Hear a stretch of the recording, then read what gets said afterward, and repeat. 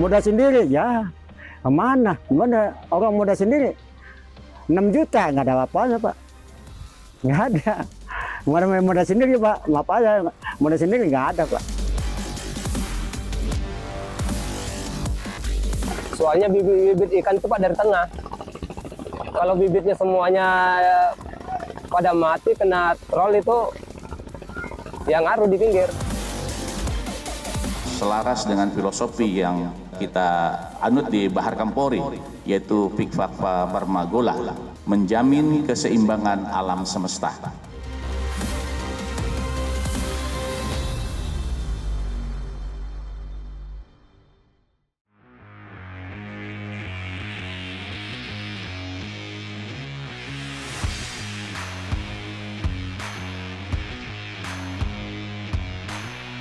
Praktik penangkapan ikan dengan cara merusak atau destructive fishing masih terjadi di sejumlah wilayah perairan Indonesia.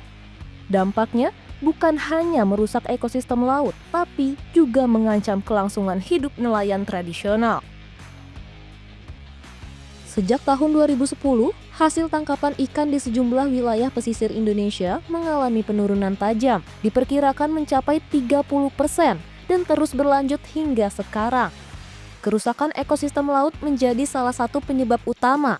Tak hanya mengurangi hasil tangkapan, tapi juga menghambat pertumbuhan ikan di laut lepas.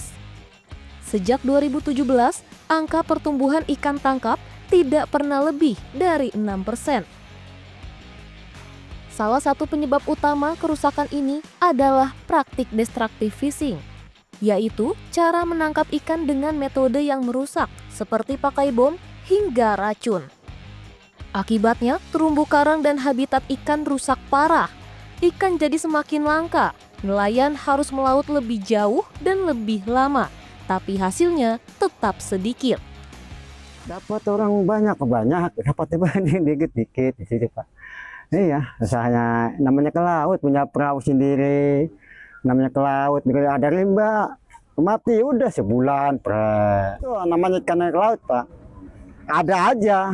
Laut ada, ya ikan ada, ya bijing ada, namanya ke laut, ya bener jaring itu mencari modal Pak. Modal yang nggak ada, ceklik ya udah, mana? Modalnya ada, jaring apa aja sekin 2 kilo sekintal, 2 kintal. Nggak modal nggak ada, ya udah nyari nilem. Semua nih Pak, ada bos semua, rajungan, arat, tuh kan, itu semua Pak. Ada modal semua Bapak. Nggak ada modal udah nganggur Pak. Rumah paling nganggur, nggak ada modal. Modal bos, kantor itu, nanya itu. Nah, modal sendiri ya, mana orang modal sendiri 6 juta nggak ada apa-apanya Pak, nggak ada. Modal sendiri Pak, apa aja modal sendiri nggak ada Pak. Inilah yang membuat nelayan kecil semakin terdesak. Mereka harus keluarkan biaya lebih banyak untuk bahan bakar dan bekal, sekalipun hasilnya tetap saja tak sebanding. Kalau nelayan tradisional di sini Pak, di pesisir pantai Jakarta Utara, masalah penghasilan itu Pak, cukup susah. Ya tergantung Pak, dari keadaan cuaca. Kalau cuacanya bagus, ya bisa ketutup. Kalau cuacanya buruk, kadang-kadang perongkosan nggak kebayar sekali ngelaut itu Pak.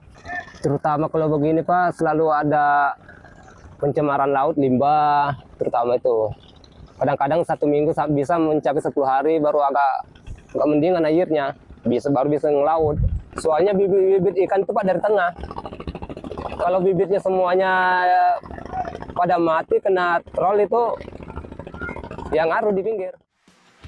Kerusakan laut akibat destructive fishing juga memicu masalah sosial, seperti konflik antar nelayan, rebutan wilayah tangkap, hingga turunnya taraf pendidikan anak pesisir karena orang tua tak lagi mampu membiayai sekolah.